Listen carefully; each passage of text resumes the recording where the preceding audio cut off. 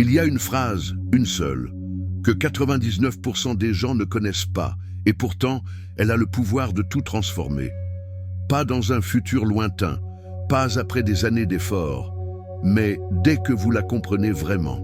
Je l'ai découverte, presque par accident, au moment où je pensais avoir tout essayé. Elle est simple, presque banale en apparence, mais ce qu'elle déclenche à l'intérieur de vous est d'une précision redoutable. Cette phrase n'est pas un mantra vide. C'est un code, une clé qui, une fois prononcée dans un certain état intérieur, modifie littéralement la manière dont votre esprit perçoit la réalité et par ricochet, la manière dont la réalité répond à votre présence. J'ai observé ce phénomène encore et encore. Des personnes ordinaires, dans des situations ordinaires, prononçant ces quelques mots et voyant soudain leurs décisions s'aligner, leurs relations se transformer, leurs résultats s'accélérer.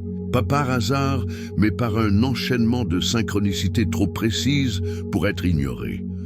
Lorsque j'ai commencé à appliquer la phrase que 99% des gens ne connaissent pas et qui transforme tout, je n'avais aucune idée de l'ampleur du changement qui allait suivre. Ce n'était pas seulement mon état émotionnel qui changeait. C'était comme si l'univers ajustait ses réponses, comme si chaque pas devenait plus clair, plus juste. Ce que je vais partager ici n'est pas une théorie, ni une croyance. C'est un processus que j'ai décomposé, testé, affiné, et que je vais vous révéler dans ses moindres détails. Il ne suffit pas de connaître la phrase. Il faut comprendre dans quel état la prononcer, comment la laisser s'imprimer dans vos pensées, comment l'associer à un geste précis qui l'ancre dans votre corps. Je vous emmènerai pas à travers cette mécanique subtile, jusqu'au moment où vous serez capable de sentir la bascule se produire, là, dans l'instant. Et lorsque vous aurez franchi ce seuil, vous comprendrez pourquoi 99% des gens passent à côté, et pourquoi pour vous, après aujourd'hui, il ne pourra plus jamais en être ainsi. Pourquoi cette phrase change tout. Il y a un moment précis et presque imperceptible où l'on comprend que les mots ne sont pas seulement des sons, ils sont des portes. La plupart des gens les traversent sans le savoir ou restent plantés devant, croyant qu'il suffit de prononcer pour que le monde change. Moi aussi, j'ai cru que la répétition mécanique suffisait, jusqu'au jour où j'ai vu la différence, abyssale entre dire et incarner. Lorsque j'ai découvert cette phrase, j'ai d'abord voulu la tester comme une simple affirmation. Je me suis surpris à la dire machinalement, comme si elle allait agir par magie. Mais il ne se passait rien. Ce n'est qu'en la prononçant depuis un état de présence totale que j'ai senti le basculement. C'était comme si mon corps entier, de la respiration au rythme cardiaque, se mettait à l'unisson avec une version de moi que je n'avais encore jamais pleinement habitée. À ce moment-là, mon système nerveux ne cherchait plus à réagir à ce qui avait été. Les anciennes peurs, les scénarios habituels, la mémoire des échecs, tout cela perdait sa capacité à guider mes choix. Ce qui prenait la place, c'était une clarté presque physique, comme si mon corps savait exactement où aller avant même que mon mental ne formule le plan. La phrase cessait alors d'être un alignement de mots. Elle devenait une fréquence. Je pouvais presque la sentir vibrer dans ma cage thoracique comme une onde qui se propage dans chaque cellule. Et cette onde ne parlait pas au monde extérieur en premier. Elle parlait à moi, à l'intérieur. Elle réécrivait mes réflexes. Elle remodelait mes gestes avant même qu'ils ne se manifestent. C'est là que j'ai compris que chaque décision prise dans cet état portait une signature différente. Je n'étais plus en train de réagir aux circonstances, j'étais en train de les précéder. Mes choix devenaient des actes créateurs, non pas dictés par la peur ou par l'envie de prouver quelque chose, mais par une cohérence interne qui s'imposait naturellement. Je voyais les effets dans les détails les plus anodins. Une réponse que j'aurais autrefois envoyée dans la précipitation devenait posée et claire. Une opportunité que j'aurais hésité à saisir semblait soudain évidente, presque inévitable. Et à chaque fois, le lien était clair. C'était la phrase, mais surtout l'état dans lequel je la prononçais, qui façonnait le résultat. 99% des gens ne connaissent pas et pourtant, il y a un moment précis où l'on comprend que les mots ne sont pas seulement des sons, ils sont des portes. La plupart des gens les traversent sans le savoir ou restent plantés devant, croyant qu'il suffit de prononcer pour que le monde change. Moi aussi, j'ai cru que la répétition mécanique suffisait, jusqu'au moment où j'ai vu la différence. Ce basculement m'a fait réaliser que nous sous-estimons la puissance d'un déclencheur neuro-émotionnel. La plupart vivent en pensant que la transformation commence par l'extérieur. Mais ici, tout commençait par un réglage intérieur, précis, reproductible et incroyablement rapide. En quelques secondes, je pouvais passer d'un esprit dispersé à une présence focalisée. Et plus je l'utilisais, plus je voyais que la phrase que 99% des gens ne connaissent pas et qui transforme tout n'était pas un concept abstrait, mais un outil opérationnel, une mécanique vivante que l'on peut activer à volonté pour recoder sa perception et, par extension, les réponses que la vie nous renvoie. Aujourd'hui encore, chaque fois que je sens mon corps vouloir retomber, dans ces automatismes, je reviens à elle, pas comme on récite un mantra, mais comme on appuie sur un interrupteur intérieur qui rallume toute la pièce. Et chaque fois, je me rappelle pourquoi elle change tout. Parce qu'elle ne parle pas à la tête en premier. Elle parle au cœur, et de là, elle redessine le reste. Je me souviens parfaitement de la première fois où j'ai compris que cette phrase n'était pas une promesse magique. Elle ne demandait ni foi aveugle, ni une explosion d'enthousiasme pour fonctionner. C'est peut-être ce qui la rend si différente. Elle n'exige pas que je force un état d'extase artificielle.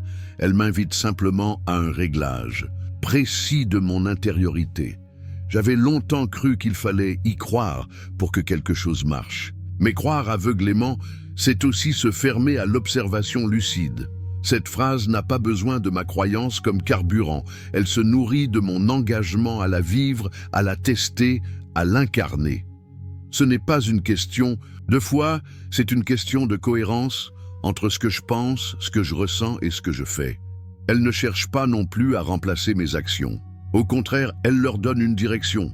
Sans elle, mes gestes pouvaient être nombreux mais dispersés, comme des flèches tirées au hasard. Avec elle, chaque geste, même minuscule, porte une intention claire. Ce n'est pas faire plus. Qui compte, c'est faire depuis un état qui oriente naturellement vers le résultat désiré. Et elle n'efface pas mes émotions. C'est une erreur courante de croire que la maîtrise intérieure consiste à neutraliser ce que l'on ressent. En réalité, mes émotions sont des indicateurs, pas des obstacles. La phrase ne les supprime pas, elle les recadre. Une peur devient un signal à explorer plutôt qu'un mur infranchissable. Une colère devient un rappel que je dois poser une limite avec clarté, plutôt que réagir impulsivement. J'ai vu cette mécanique à l'œuvre dans des situations où l'intensité émotionnelle aurait pu tout emporter. Une femme que j'accompagnais l'a utilisée en pleine crise d'angoisse. Ses mains tremblaient, son souffle était court. En prononçant la phrase, non pas pour se forcer à aller bien, mais pour orienter son état, elle a senti comme un relâchement discret dans son corps. Pas une libération spectaculaire, juste un espace. Et cet espace, minuscule mais tangible, a suffi pour qu'elle reprenne la main sur ses pensées. Dans un conflit ouvert, j'ai moi-même vu ce basculement. Les mots me brûlaient les lèvres, prêts à jaillir pour me défendre. Puis, j'ai prononcé la phrase intérieurement. Ce n'est pas l'autre qui a changé d'un coup, c'est moi. Mon ton est devenu plus posé, ma respiration plus lente. Et, à ma surprise, la tension en face s'est réduite sans que je force quoi que ce soit. Même dans l'incertitude financière, ce mécanisme reste valable. J'ai traversé des périodes où tout semblait bloqué. Prononcer la phrase ne m'a pas apporté un chèque miraculeux, mais elle m'a sorti de l'engourdissement qui me paralysait. Et c'est depuis cet état plus clair que j'ai vu des opportunités que je ne percevais pas avant menant à des solutions concrètes. Le point central, c'est ce petit décalage interne, ce moment où le pilote automatique lâche prise et où, soudain, je redeviens l'auteur de mes pensées et de mes gestes. C'est dans cet interstice que la réalité trouve la place de se réorganiser. Et c'est précisément ce léger basculement, presque imperceptible, qui ouvre la porte aux synchronicités concrètes. Des rencontres qui tombent au bon moment, des informations qui apparaissent comme par hasard, des solutions qui se révèlent sans que je les ai forcées. Rien de mystique, juste l'effet naturel d'un état intérieur qui cesse de résister et commence à coopérer avec le champ autour de moi. L'état intérieur qui l'active. J'ai appris, au fil du temps, que les mots n'ont de véritable portée que s'ils tombent sur un terrain prêt à les recevoir. Ce terrain, c'est mon corps. Avant même de penser à prononcer la phrase, je dois entrer dans un état où ma biologie devient réceptive. Si je tente de la dire en pleine tension, c'est comme semer une graine dans un sol gelé. Alors, elle commence toujours par revenir à cette base, le réglage intérieur. Je relâche ma mâchoire comme si je déposais un poids que je portais sans m'en rendre compte. Je sens la tension quitter les muscles autour de mes tempes et de ma nuque. Mon regard s'adoucit, il cesse de chercher ou de scruter, il devient plus ouvert, presque flou. C'est un signal au système nerveux. Il n'y a pas de menace immédiate, tu peux te détendre. Puis je m'occupe du souffle. Je prolonge doucement l'expiration, plus longue que l'inspiration. À chaque sortie d'air, j'imagine que je vide un excès d'électricité accumulé dans mon corps. Ce simple changement de rythme active un mécanisme ancien.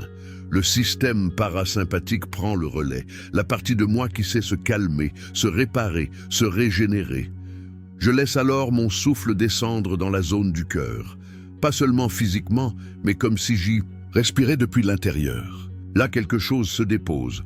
Je sens un calme pondéré m'envahir, ni mou ni passif, mais stable et clair.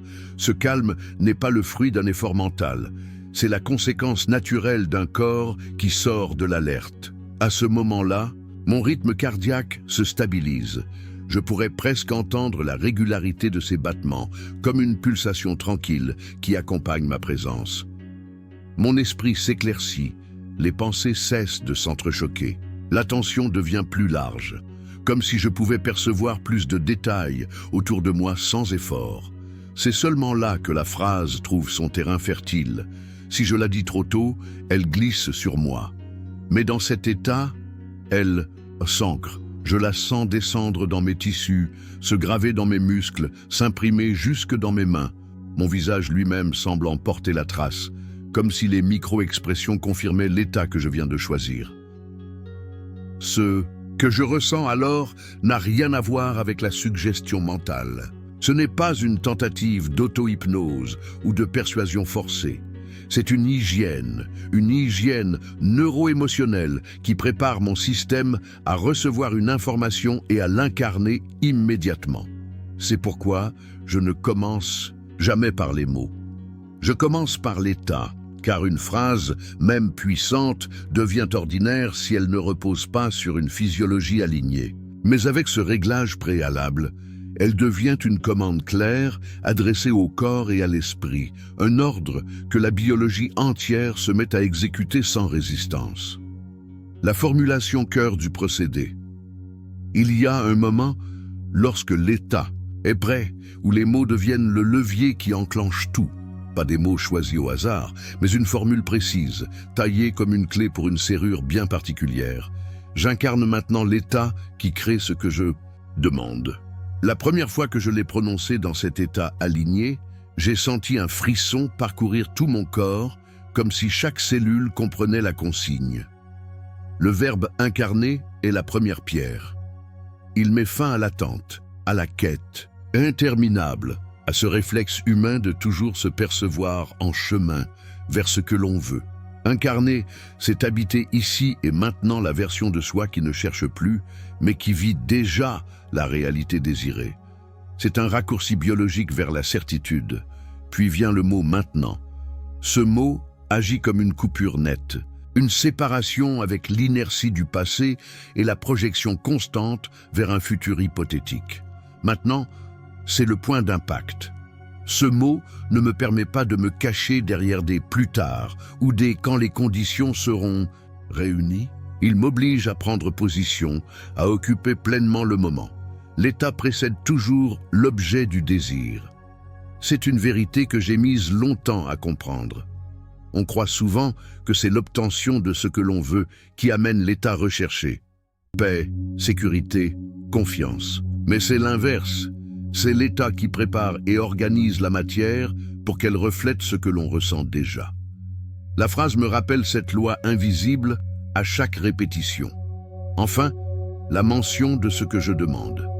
Ce n'est pas une fixation rigide sur une forme précise, mais une direction, une intention qui laisse à la réalité la liberté d'apporter des solutions auxquelles je n'aurais jamais pensé. C'est la différence entre exiger un chemin précis et inviter le résultat par la voie la plus fluide.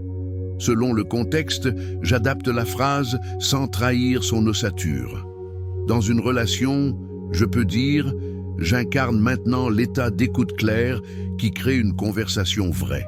En santé, j'incarne maintenant l'état de régénération qui crée un corps disponible. Dans le travail, j'incarne maintenant l'état de précision tranquille qui crée un résultat net. Chaque variation est comme un rayon qui part du même centre. Ce que je surveille, c'est la cohérence émotionnelle. Si, en la prononçant, je sens une résistance, un décalage entre mes mots et mon ressenti, je sais que je dois réduire l'ambition de la forme. Parfois, je reviens à un état plus simple, plus accessible dans l'instant, avant d'élargir à nouveau. C'est ainsi que l'alignement reste stable et que la phrase conserve sa puissance. J'ai appris que la matière suit toujours la signature intérieure la plus stable. Peu importe ce que je dis ou ce que je fais en surface, si mon état dominant est la peur ou le manque, c'est cela qui organise la réalité autour de moi. Mais si la phrase s'ancre dans un état clair et constant, alors la réalité se réaccorde presque inévitablement pour refléter cette fréquence. Et c'est là tout le cœur du procédé. Une phrase simple, soutenue par un état intentionnellement choisi, capable de recoder subtilement la manière dont je me perçois. Et par effet miroir, la manière dont le monde entier me répond. Je sais aujourd'hui qu'une phrase, aussi puissante soit-elle, ne reste pas dans le mental si elle ne trouve pas un corps pour l'habiter. C'est pourquoi je la scelle toujours, à travers un ancrage physique. Ce n'est pas un rituel décoratif, c'est un pont entre l'état intérieur et l'action concrète. Sans ce pont, les mots risquent de s'évaporer dans la pensée. L'ancrage, pour moi, commence par un geste discret. Parfois, c'est le pouce et l'index qui se rejoignent, formant un cercle presque imperceptible. Parfois, c'est la paume posée sur le sternum, là où le cœur pulse doucement. D'autres fois, c'est la main déposée sur le bas-ventre pour rappeler au corps la base, le centre. Ce geste devient un code. Mon système nerveux apprend à l'associer à l'état choisi, et la fois suivante, il suffit du geste pour que l'état revienne plus vite. Ce qui compte, ce n'est pas la forme exacte du geste, mais la cohérence avec l'état. Si le geste est mécanique, il perd sa charge. Mais s'il est posé dans un instant de pleine présence, il devient une empreinte que le corps mémorise. C'est comme marquer un sentier dans la forêt. Plus je l'emprunte, plus il devient facile à retrouver. À cet ancrage, j'ajoute toujours un micro-engagement immédiat, un petit acte qui matérialise l'état dans le monde extérieur. Il peut s'agir d'envoyer un message que je repoussais, mais avec la clarté et la bienveillance que l'état m'inspire. Ou d'ouvrir un document sur lequel j'hésitais, à travailler et de commencer sans tergiverser. Parfois, c'est simplement marcher quelques minutes en silence avant de répondre à une provocation pour laisser l'état guider ma réaction. Ce micro-engagement n'est pas un symbole abstrait. C'est la preuve biologique que l'état intérieur dirige vraiment l'action. C'est comme dire à mon corps « Regarde, ce que tu ressens dedans, tu peux le traduire en dehors ». Cette confirmation renforce le lien entre état et comportement, rendant le procédé plus solide à chaque répétition. J'ai observé un phénomène constant. Lorsque le geste suit la phrase dans les toutes premières minutes, l'inertie chute. C'est comme si je tranchais net le fil des hésitations. Au lieu de rester dans la projection, je suis déjà en mouvement, et ce mouvement, même minime, crée un sentiment de trajectoire. Ce sentiment de trajectoire est précieux. Il me sort du doute et me donne la sensation physique que quelque chose est déjà en marche. Il n'y a pas besoin que ce soit spectaculaire. Ce n'est pas l'intensité qui compte, mais la reproductibilité. Pouvoir répéter ce cycle, phrase, ancrage, micro-action. À volonté, c'est ce qui transforme l'outil en réflexe. Avec le temps, ce processus devient presque automatique. Je n'ai plus besoin d'y penser. Une situation survient, je pose le geste, la phrase se présente et l'action suit. C'est un cercle vertueux qui se nourrit de lui-même. Et plus je l'utilise, plus je constate que la puissance de la phrase que 99% des gens ne connaissent pas et qui transforme tout, ne réside pas uniquement dans les mots, mais dans cette union intime entre le langage, le corps et l'action qui scelle chaque choix dans le réel. Application dans les relations. Je revois parfaitement cette scène. Les mots me brûlaient la langue, prêts à sortir comme des flèches pour me défendre. Mon corps était déjà dans la posture du combat. Épaules tendues, souffle rapide, mâchoire serrée. C'était l'élan brut de l'ego, celui qui veut avoir raison, qui veut riposter avant même d'avoir entendu. Et c'est là que j'ai pris une décision inhabituelle. J'ai laissé un silence s'installer, presque inconfortable. J'ai inspiré plus longuement, en laissant l'air remplir ma poitrine comme pour désamorcer la tension. Ma main est venue se poser sur mon cœur, naturellement, comme si elle cherchait à me rappeler qu'il existait un autre espace depuis lequel je pouvais répondre. Dans ce contact, j'ai fait monter une émotion précise, l'estime, pas l'orgueil, pas la supériorité, mais ce sentiment tranquille d'avoir de la valeur, peu importe ce qui se dit ou ce qui se passe. Et à partir de là, j'ai murmuré intérieurement, j'incarne maintenant l'état d'écoute claire qui crée une conversation vraie. Le changement a été immédiat. Pas spectaculaire, pas théâtral, mais tangible. Mon ton a baissé, mes phrases sont devenues plus courtes, plus nettes. J'ai simplement nommé un fait, puis exprimé un besoin clair. Plus de justification, plus de défense. En face, quelque chose s'est modifié. La personne n'a pas souri soudainement. Elle n'est pas devenue douce comme par magie, mais elle a cessé d'attaquer. Sa voix a perdu son tranchant et elle a commencé à formuler ce qui la dérangeait vraiment. C'était comme si, en retirant l'essence qui alimentait l'escalade, j'avais laissé place à un échange plus nu, plus vrai. J'ai compris ce jour-là que la relation ne change pas, parce que l'autre décide tout à coup d'être différent. Elle change parce que je change le terrain sur lequel nous interagissons. Si je reste dans la réactivité, je nourris le conflit. Si je stabilise mon état, je coupe le carburant qui maintient la tension en vie. Ce procédé est devenu pour moi un outil de régulation instantanée. Dans une discussion tendue, il ne s'agit pas de gagner, ni même de convaincre, mais de créer un espace où l'autre peut se montrer autrement. Cet espace ne peut pas venir d'un discours préparé, il vient uniquement de l'état intérieur que j'installe en moi. Avec le temps, j'ai remarqué un effet secondaire puissant. Plus je répète cette pratique, moins les échanges dégénèrent. Comme si, de manière invisible, mon système nerveux et celui des autres apprenaient une nouvelle manière de communiquer. Les conversations s'alignent plus vite, les malentendus se dissolvent avant de devenir des fractures. Application A. La création de valeur et aux finances. Je me souviens parfaitement de ce projet qui traînait sur mon bureau depuis bien trop longtemps. Chaque fois que j'ouvrais le fichier, mon esprit trouvait une nouvelle raison de repousser, un mot à reformuler, une idée à préciser, un chiffre à vérifier encore. Ce n'était pas de la rigueur, c'était du doute maquillé en perfectionnisme. Une façon subtile de retarder le moment où je devrais me confronter au résultat. Ce jour-là, j'ai senti que continuer ainsi était un sabotage silencieux. Alors, j'ai fermé les yeux. J'ai ramené mon attention dans ma poitrine, là où je pouvais sentir la respiration masser doucement l'espace autour de mon cœur. Ce simple geste m'a ramené dans un état plus stable, moins agité.